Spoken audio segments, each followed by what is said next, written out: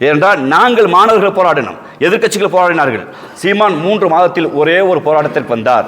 திரையுலகம் நடத்திய, அனைத்து கட்சி நடத்திய மனித சங்கிலி போராட்டத்திற்கு வந்தார். இயக்குனர் அண்ணன் அமீரோடு கைகுலுக்கின்றார்.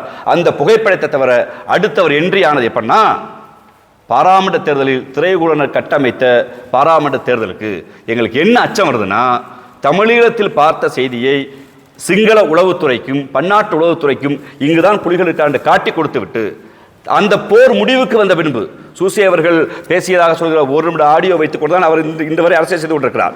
ஆனால் சூசி அவர்கள் பேசிய 5 நிமிட ஆடியோக்களை முழுவதுமாக இன்று சமூக ஊடகங்களில் சந்தோஷ் அவர்கள் எல்லா இடத்தையும் வெளியிட்டிருக்கார். அதுல சீமான்களை மட்டுமல்ல, தமிழ் சமூகத்தை நம்பி ஒப்படைக்கிறார்.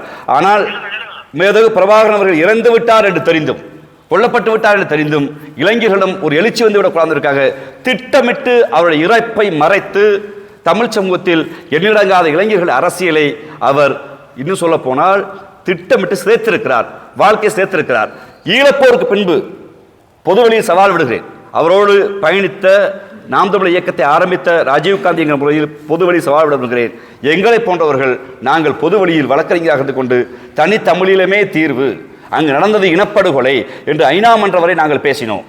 இங்கே மக்கள் மன்றத்தில் வாய்ப்பு கிடைக்கும் போதெல்லாம் சீமானை சுற்றி இருந்தவர்கள் எல்லாம் தனி ஈழம் குறித்து ஒரு புரிதல் இருந்தது. ஆனால் சீமானுக்கு தனி ஈழம் குறித்து கக்கறை இல்லை. அதற்கு மாறாக தமிழ்நாடு அரசியலில் எனக்கு வாக்களிச்சா ஈழம் வாங்கிடுவேன் என்று சொல்வது மரியாதைக்குரிய மேதகு பிரபாகரன் அவர்களை கொச்சைப்படுத்துவது, தமிழீழ விடுதலை புலிகளை கொச்சைப்படுத்துவது. அதோடு மட்டும் இருக்கவில்லை, தமிழ்நாட்டு அரசியலுக்குள் இருந்த எழுச்சியை, தமிழ்நாட்டு அரசியலுக்கு எழுச்சியை சிங்கள அரசுக்கு எதிராக ஒரு கரத்தியல் பரப்புரையாக பரப்பாமல், இந்திய அரசாங்கத்தோடு ஒரு தனித்தமிழீழமே தீர்வு என்று பரப்பாமல், அதற்கு மாறாக பன்னாட்டு அளவில் உங்களுக்கு தெரியும், நாடு கடந்த தமிழீழ அரசு என்று திரு ருத்ரகுமார் தலைமையில் ஒரு அமைப்பு இயங்கி வருகிறது.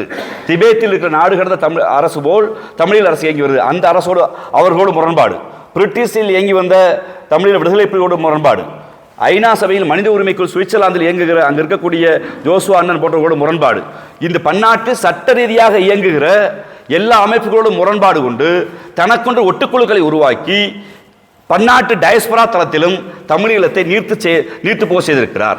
இனப்படுகொலைகள் தத்துவத்தை, சட்ட ரீதியான போராட்டத்தை ஒன்று கூட ஒரு புள்ள கூட புடுங்கி போடாம நீர்த்து போக செய்திருக்கிறார்.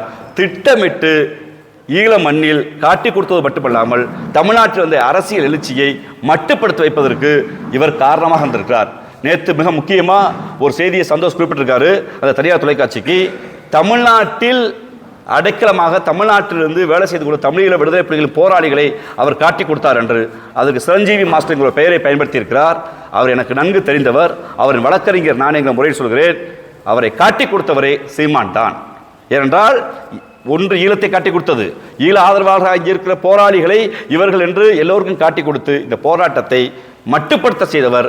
அதற்கு பின்பு ஏற்பட்ட அரசியல் எழுச்சியை ஒரு தேசிய இனத்தின் உரிமையாக பார்க்கப்பட வேண்டியதை, குறிப்பாக தமிழ் சமூகம் தமிழர் உரிமை என்று பேசியதை ஒரு தெலுங்கு எதிர்ப்பாக, ஒரு கன்னட எதிர்ப்பாக மாற்றி இந்திய அரசியலோடு டெல்லி அரசோடு ஒரு மாநில சுயாட்சி பேசுகிற இந்த மண்ணில் ஈழம் குறித்து பேசியவர்களை, நீ பெரியாரிஸ்டா, நீ தெலுங்கா, நீ கன்னடனா பேசாத, நீ திராவிட இயக்கமா பேசாத, நீ யார் பேசுறதுன்னு தான் மட்டுமே என்று இந்த ஊர்ல சொல்லுவாங்கல்ல, திருடன் சீமான் சொல்ல பழமொழி தான், திருடன் திருடிட்டு திருடன் கத்திட்டு போற மாதிரி காட்டி கொடுத்துட்டு ஈழம் குறித்து பேசாமல் எல்லா துரோகத்தையும் செஞ்சுட்டு நான் இன உரிமைக்கு பேசுறேன்னு சொல்லி பேசி 15 ஆண்டு காலத்தில் அந்த இனத்திற்காக எதையும் செய்யாமல் தமிழீழத்தை கொச்சைப்படுத்தி, தமிழீழ ஆதரவை மட்டுப்படுத்தி, தமிழீழ ஆதரவு போராட்டத்தை முனைமலங்க செய்து, தமிழீழம் குறித்து பேசியவர்களை வந்தேறி துரோகி என்று குற்றச்சாட்டு வைத்து இன்று அவர் நிலை என்ன இருக்கிறது என்றால் ஒரு RSS உடைய கைக்குழியாக வந்திருக்கிறது.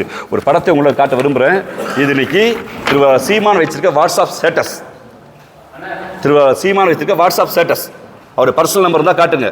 நேற்று இரவு மதிய மயக்கத்தில் உற்சாக பானத்தில் கள்ளு குடிச்சு தெருக்கு வாடா, கள்ளு குடிச்சு எவன் கேட்டால் திமிழா நடடா, சோழ வேத்துடா, சமூக ஒழுக்கக்கேடான்னு பேசுகிற சீமான் வைத்திருக்கிற வாட்ஸ்அப் ஸ்டேட்டஸ் என்னவென்றால், சமஸ்கிருத திணிப்பை விட இந்தி திணிப்பை விட பெரியாரிய திணிப்பு ஆபத்தானது என்று யோசித்து பாருங்கள்.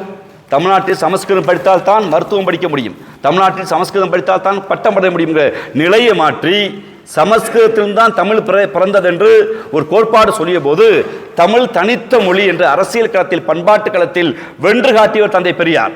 தமிழ் என்கிற பிரைடு இருக்கிற என்றால் தமிழர் என்று சொல்வோம் என்று இருக்கிறோம் என்றால் அன்று தந்தை பெரியார் விதைத்த தமிழர் விதையை சமஸ்கிருத திணிப்பை விட, இந்தி திணிப்பை விட பெரியார் திணிப்பு பெரிது என்று சீமான் பேசுகிறார் என்றால் அவர் ஆர்எஸ்எஸ்ஐ விட ஆபத்தானவர். ஆர்எஸ்எஸ்ஸின் கைக்கூலியாக மட்டுமல்ல, இந்திய அரசியலில் தமிழ்நாடு தமிழர் உரிமை, ஈழ அரசியலில் தேசிய உரிமை அத்தனையும் காட்டி கொடுக்கிற ஆளாக இருக்கிறார்.